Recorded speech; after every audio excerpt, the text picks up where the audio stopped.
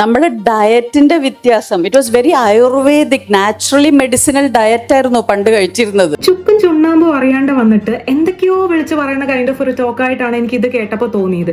എനിക്ക് ഏറ്റവും സങ്കടം തോന്നിയത് KLF പോലെയുള്ള ഒരു വേദിയിൽ വളരെ റെസ്പോൺസിബിൾ ആയിട്ടുള്ള കോണ്ടന്റ്സ് പ്രൊമോട്ട് ചെയ്യേണ്ട വേദിയിലാണ് ഇത്തരത്തിലുള്ള അതിഭീകര അൺസയന്റിഫിക് ക്ലെയിംസ് ഈ ഒരു ലേഡി മുന്നോട്ട് വയ്ക്കുന്നത്. ഹായ്, ഈ അടുത്തിടയ്ക്ക് എൻ്റെ യൂട്യൂബ് ഫീഡിൽ വന്ന ഒരു വീഡിയോ ആണ് നമ്മളിന്ന് റിയാക്ട് ചെയ്യാനായിട്ട് പോകുന്നത്. KLFന്റെ വേദിയിൽ ഒരു സോ കോൾഡ് സെലിബ്രിറ്റി വന്ന് പറഞ്ഞ ചില കാര്യങ്ങളാണ് നമ്മൾ കേൾക്കാൻ പോകുന്നത്. Let's see the video first. നമ്മൾ പണ്ട് കഴിച്ചിരുന്ന നാടൻ ഭക്ഷണം അത് ബാലൻസ്ഡ് ആണ്. തുടക്കത്തിൽ തന്നെ പാളിപ്പോയി എന്നുള്ളതാണ് ഏറ്റവും വലിയ പ്രശ്നം. നമ്മൾ പണ്ട് കഴിച്ചിരുന്ന നാടൻ ഭക്ഷണം അത് ബാലൻസ്ഡ് ആണ് എന്ന് പറഞ്ഞിട്ടാണ് പുള്ളിക്കാർ തുടങ്ങുന്നത്. ഒന്ന് ഓർത്ത് നോക്കിയേ, നമ്മുടെ ഒരു ബാലൻസ്ഡ് മീൽ എന്ന് പറഞ്ഞാൽ, നമ്മൾ കഴിക്കേണ്ട ഒരു ബാലൻസ്ഡ് മീൽ എന്ന് പറഞ്ഞാൽ അതിൽ അടങ്ങിയിരിക്കേണ്ട കാര്യങ്ങൾ പ്രോട്ടീൻസ് ഉണ്ടാവണം, കോംപ്ലക്സ് കാർബോഹൈഡ്രേറ്റ്സ് ഉണ്ടാവണം, വൈറ്റമിൻസ്, മിനറൽസ്, ഫൈബേഴ്സ്, ഇതെല്ലാം അടങ്ങിയ ഒരു മീലാണ് ബാലൻസ്ഡ് മീൽ എന്ന് പറയുന്നത്. പുള്ളിക്കാർ പറയുന്നത് നമ്മൾ പണ്ട് കഴിച്ചിരുന്ന ട്രഡീഷണൽ ആഹാരങ്ങൾ, അതായത് ഒരു കേരള ട്രഡീഷണൽ മീലിനകത്ത് ഈ സാധനങ്ങളെല്ലാം അടങ്ങിയിട്ടുണ്ട്, ബാലൻസ്ഡ് ആണ് എന്നാണെന്ന് പുള്ളിക്കാരി പറയുന്നത്. ജസ്റ്റ് ഇമാജിൻ, ഒരു തനതായ കേരള വീട്ടിലെ ഒരു ദിവസത്തെ ഭക്ഷണ രീതി നമ്മളൊന്ന് എടുത്ത് നോക്കിക്കഴിഞ്ഞാൽ നമുക്ക് മനസ്സിലാവും. രാവിലെ മിക്ക വീടുകളിലും ഈസി ആയിട്ട് ഉണ്ടാക്കാൻ പറ്റുന്ന സാധനം എന്നുള്ള രീതിയിൽ പലരും ഉണ്ടാക്കുന്ന ഒരു സാധനമാണ് പുട്ടും പഴവും. ഈ പുട്ടിനകത്തും പഴത്തിനകത്തും എവിടെയാണ് പ്രോട്ടീൻ ഉള്ളത്? നമുക്ക് ഏറ്റവും കൂടുതൽ വേണ്ട ഒരു സാധനമാണ് പ്രോട്ടീൻ എന്ന് പറയുന്നത്. സോ ഇതിനകത്ത് പ്രോട്ടീൻ ഇല്ല. അതിനകത്ത് ഉള്ളത് കുറച്ച് കാർബ്സും ഫൈബേഴ്സും ഒക്കെ മാത്രമായിരിക്കും. പിന്നെ ഉള്ളത് കപ്പയും ചമ്മന്തിക്കകത്ത് എവിടെയാണ് പ്രോട്ടീൻ ഉള്ളത്? അതും അല്ലെങ്കിൽ നമ്മൾ ഒരു ദിവസത്തെ ലഞ്ച് എടുത്ത് നോക്കിക്കഴിഞ്ഞാൽ ഒരു പാത്രം നിറയെ ചോറുണ്ടാവും, സൈഡിൽ കുറച്ച് അവിടെ ഇവിടെയൊക്കെ ആയിട്ട് കറികൾ ഉണ്ടാവും. കറികളാണെങ്കിൽ തന്നെ ഇപ്പൊ മേ ബി ഒരു ഇഞ്ചിക്കറി ഉണ്ടാവും, രസം ഉണ്ടാവും, പപ്പടം ഉണ്ടാവും, അച്ചാറുണ്ടാവും. ഇതിനകത്തൊന്നും പ്രോട്ടീൻ അടങ്ങിയിട്ടില്ല. പിന്നെ എങ്ങനെയാണ് ഇതൊരു ബാലൻസ്ഡ് മീൽ ആവുന്നത്? എഗെയിൻ നമ്മളൊരു ഓവർ കാർബോഹൈഡ്രേറ്റ് ഇൻടേക്ക് ആണ് പലപ്പോഴും നമ്മുടെ മീൽസിലൂടെ അല്ലെങ്കിൽ നമ്മുടെ ഭക്ഷണ രീതിയിലൂടെ നമ്മൾ ഇൻടേക്ക് ചെയ്തുകൊണ്ടിരിക്കുന്നത്. അവിടെയാണ് ലെന പറയുന്നത് നമ്മൾ കഴിച്ചുകൊണ്ടിരുന്നത്, നമ്മുടെ ട്രഡീഷണൽ ഭക്ഷണ രീതി എന്ന് പറയുന്നത് ബാലൻസ്ഡ് ആയിരുന്നു, കംപ്ലീറ്റ്ലി ബാലൻസ്ഡ് ആയിരുന്നു എന്നുള്ളത്. കംപ്ലീറ്റ്ലി ബാലൻസ്ഡ് ആയിട്ടുള്ള മീൽ എന്ന് പറയുന്നത് ഞാൻ നേരത്തെ പറഞ്ഞ പോലെ ഈ പറയുന്ന പ്രോട്ടീനും കോംപ്ലക്സ് കാർബോഹൈഡ്രേറ്റ്സും ഫൈബേഴ്സും മിനറൽസും എല്ലാം അടങ്ങിയിട്ടുള്ള ഒരു മീലാണ് ബാലൻസ്ഡ് മീൽ. അല്ലാണ്ട് കുറച്ച് നൊസ്റ്റാൾജിയ, കുറച്ച് ആലങ്കാരികമായിട്ട് വിളമ്പിയതുകൊണ്ട് അതൊരു ന്യൂട്രീഷണൽ അല്ലെങ്കിൽ ബാലൻസ്ഡ് ഡയറ്റ് ആവണം എന്നില്ല, അല്ലെങ്കിൽ ബാലൻസ്ഡ് ഡയറ്റ് അല്ല അത്.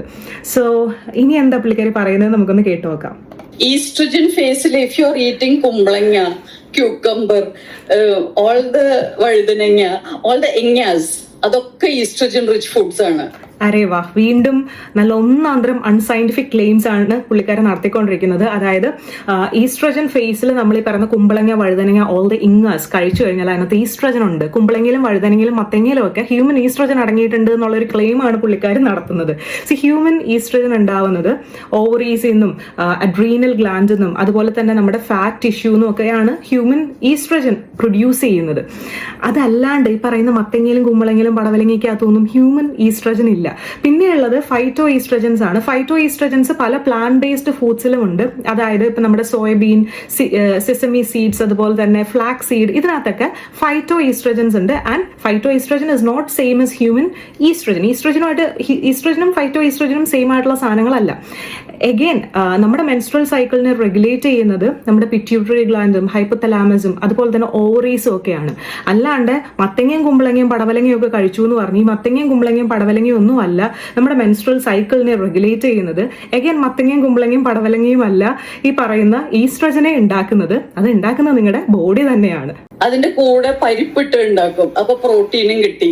ഇത്തിരി പോലും പരിപ്പിട്ടാൽ നമുക്ക് വേണ്ടുന്ന പ്രോട്ടീൻ അതിനകത്തുനിന്ന് കിട്ടുന്നില്ല. ഇനഫ് ആയിട്ടുള്ള പ്രോട്ടീൻ ഒരു കറിക്കകത്ത് കുറച്ച് ഗാർണിഷ് ചെയ്യുന്ന പോലെ പരിപ്പിട്ടുണ്ടാക്കി എന്ന് വെച്ചാൽ അതിനകത്തുനിന്ന് ഇനഫ് പ്രോട്ടീൻ കിട്ടത്തില്ല. ഫേസില് കാച്ചില്, കപ്പ, പുഴുക്ക് ഇതൊക്കെ കഴിക്കും. അപ്പൊ അതിലൊക്കെ പ്രൊജസ്ട്രോൺ ഉണ്ട്.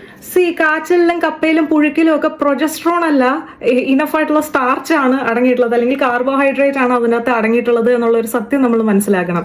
എഗെയിൻ പ്രൊജസ്ട്രോൺ എന്ന് പറയുന്നത് നമ്മുടെ ബോഡി തന്നെ പ്രൊഡ്യൂസ് ചെയ്യുന്ന ഒരു ഹോർമോൺ ആണ്, ഒരു സ്റ്റിറോയിഡ് ഹോർമോൺ ആണ് പ്രൊജസ്ട്രോൺ എന്ന് പറയുന്നത്. അതിന് that doesn't have anything to do with all these puzhukku and all that. വീണ്ടും നല്ല ഒന്നാന്തരം ബ്ലണ്ടറാണ് ചേച്ചി പറയുന്നത്. നമ്മുടെ ഡയറ്റിന്റെ വ്യത്യാസം. It was very Ayurvedic naturally medicinal diet ആയിരുന്നു പണ്ട് കഴിച്ചിരുന്നത്. അഗൈൻ ഒരു ബിഗ്ഗസ്റ്റ് സ്കാം ആണ് മെഡിസിനൽ ഡയറ്റ്. എന്തിനാണ് നമ്മൾ ഫുഡ് കഴിക്കുന്നത്? നമ്മുടെ ഫുഡ് എന്താണ് നമുക്ക് തരുന്നത്? ആക്ച്വലി ഫുഡ് നമുക്ക് തരുന്നത് ഇനഫ് ന്യൂട്രിയൻസ് ടു സർവൈവ് ആണ്. നമുക്ക് വേണ്ടുന്ന നറിഷ്മെന്റിന് ആവശ്യമായിട്ടുള്ള പ്രോട്ടീൻസ് ആണ് നമ്മുടെ ഫുഡിലൂടെ നമ്മൾ ഇൻടേക്ക് ചെയ്യുന്നത്. ഇപ്പോൾ ഹെൽത്തി ആയിട്ടുള്ള ഒരു ഹ്യൂമൻ ബീങ്ങിന് എന്തിനാണ് മെഡിസിനൽ ഡയറ്റ്? എവിടെയാണ് നമുക്ക് മെഡിസിൻ്റെ ആവശ്യം വരുന്നത്? നമ്മൾ അൺഹെൽത്തി ആയിരിക്കുമ്പോൾ, നമുക്ക് എന്തെങ്കിലും അസുഖങ്ങൾ ഉള്ളപ്പോൾ ഒക്കെയാണ് നമുക്ക് മെഡിസിൻസിന്റെ ആവശ്യം വരുന്നത്. അതല്ലാണ്ട് ഹെൽത്തി ആയിട്ടുള്ള ഒരു ഹ്യൂമൻ ബീങ്ങിന് എന്തിനാണ് ഈ പറയുന്ന medicinal diet? Of course diet നമ്മുടെ ഹെൽത്തിനെ പ്രൊമോട്ട് ചെയ്യും. ലൈക്ക് ഫോർ ഇൻസ്റ്റൻസ് നമുക്ക് ഹെൽത്തി ആയിട്ടുള്ള ഫുഡ് ഹാബിറ്റ്സ് ഉണ്ടാവണം, അങ്ങനെയൊക്കെ പറഞ്ഞാൽ ഓക്കെ. അതല്ലാണ്ട് ഈ പറയുന്ന ഡയറ്റ് തന്നെ മെഡിസിൻ ആവണം, അല്ലെങ്കിൽ ഫുഡാണ് മെഡിസിൻ എന്നൊക്കെ പറയുന്നത് നല്ല ഒന്നാന്തരം സ്കാം ആണ് എന്നുള്ളത് നമ്മൾ മനസ്സിലാക്കണം.